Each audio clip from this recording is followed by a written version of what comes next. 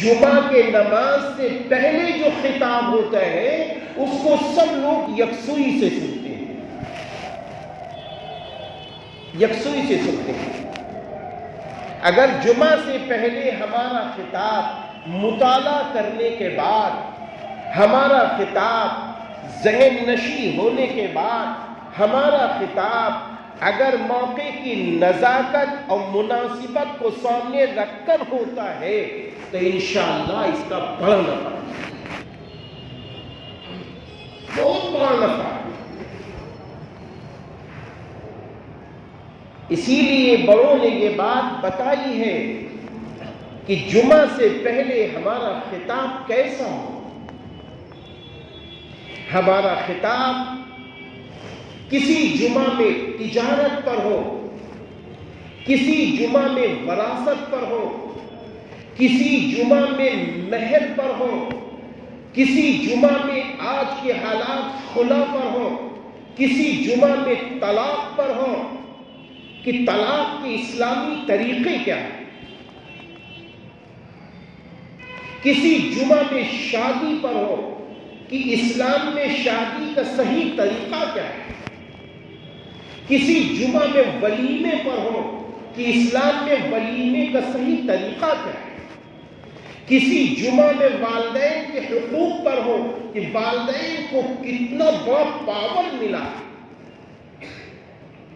کسی جمعہ پر خطاب اس پر ہو کہ ہم اپنی اولادوں کو کیا بنائیں، کسی جمعہ میں یہ خطاب اس پر ہو کہ ہمارے پڑوسیوں کا ہم پر کیا حق ہے، کسی جمعہ میں خطاب اس پر ہو کہ غیبت کسے کہتے ہیں، بہتان کسے کہتے ہیں، الزام کسے کہتے ہیں، کسی جمعہ میں خطاب ہو کہ حسد کسے کہتے ہیں، کسی جمعہ میں یہ خطاب ہو کہ بڑوں کا اکرام کرنے سے کیا ملے گا، چھوٹوں پہ شفقت کرنے سے کیا ملے گا، کسی جمعہ میں یہ خطاب ہو کہ بچوں کو اگر قرآن پہلے پڑھا دیا، اردو اور دینیات سے انہیں واقف کرا دیا، اس کے بعد ڈاکٹر، انجینئر، پروفیسر آپ بناتے ہیں تو اس پر کیا ملے گا۔ کسی دن خطاب ہو کہ یہ علماء نظام کیا ہیں، یہ حفاظ کرام کیا ہیں، یہ مفتیان نظام کتنے قیمتی ہیں۔ میں آپ سے سچ کہہ رہا ہوں، کبھی کبھی جب کسی امیر کا ہم جنازہ دیکھتے ہیں تو ہم یہ سوچتے ہیں کہ آفتاب غلطی ہو گئی،